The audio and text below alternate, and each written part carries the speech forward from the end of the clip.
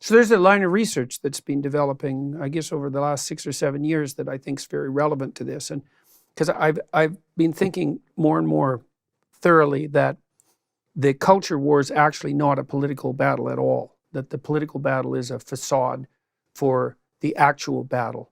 So, which is? Well, there's a group of researchers, most of them centered originally at the University of British Columbia, who started studying the subclinical manifestations of psychopathy. So there's a guy there named Robert Hare, and Robert Hare was the first psychologist who really studied psychopaths. And he developed a checklist for psychopathic behavior and the diagnostic criteria. It never became a formal diagnostic criteria, but criminologists have used it a lot. And if you're psychopathic, you're much more likely, for example, to be a repeat offender. And so he delineated the core psychopathic traits. And there's 2 sets of core psychopathic traits. So the first core dimension is something like predation. It's like, if I'm a psychopath, whatever's yours is rightfully mine. And if you can't defend yourself against me taking it, that's just an indication of the kind of weakness that makes you a viable moral target, right? You're too weak to resist. You're too, what would you call it?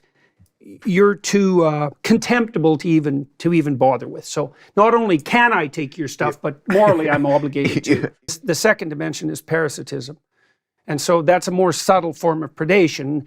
And someone with a parasitical lifestyle will adjust their attitude towards you so that so that you'll do the work and support them. And they'll do that however they can get you to do it. They'll use the sense of proclamation of victimization, for example, is one of the strategies that the parasitical psychopaths use. Like the stripper's boyfriend who doesn't have a job. Yeah, right.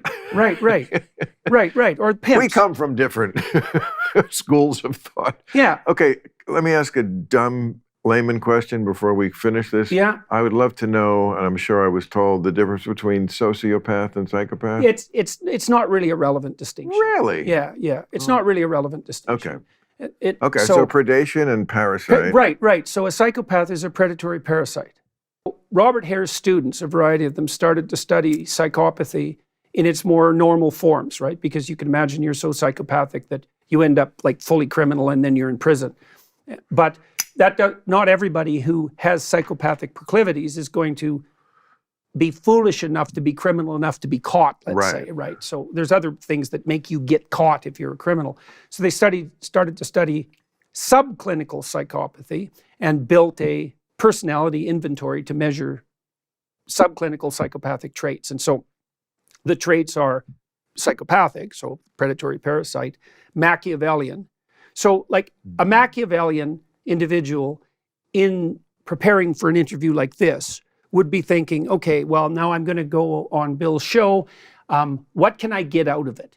How can I elevate my status? What could I use to sell? And then every word would be crafted to extract. Well, every word would be used to extract out something that was only self-serving. Right. Okay, but a Machiavellian would be manipulating the conversation constantly to get an edge, to get an angle.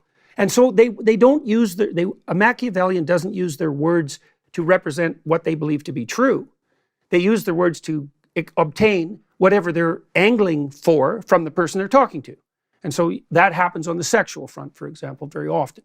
So people who are hyper committed to short-term mating strategies tend to use instrumental language, right? They're manipulative.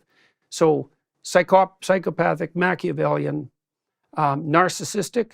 So someone who's narcissistic wants unearned social status, right? And the last one, they had to add this, that this triad was first called the dark triad, and then they had to add sadism. Because it turns out if you're all three of those things, you also take positive delight in the suffering of other people. And there's a very high correlation between the dark tetrad personality traits and left-wing authoritarianism. So that's why I think it's not fundamentally political, is that what's happening is that there's a small minority of people who are very manipulative, who use compassion as a camouflage, and then people who are generally and genuinely compassionate, they can be manipulated easily. And that's why you're seeing, that's part of the reason you're seeing this deviation from more classical liberalism.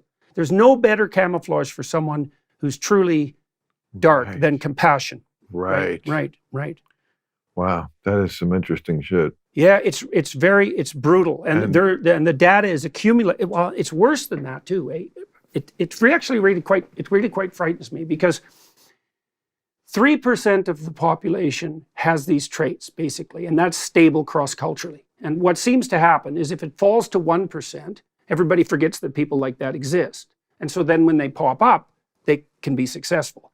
But if it gets up to about 5%, then everybody thinks, oh, the psychopaths are here, and they start beating them back. And so they stabilize around 3%, right? Any more than that presents a positive danger to the integrity of the state itself. What's going to happen if it tips past the 3% to 5% or 10%? Well, that's what happened in the Russian Revolution.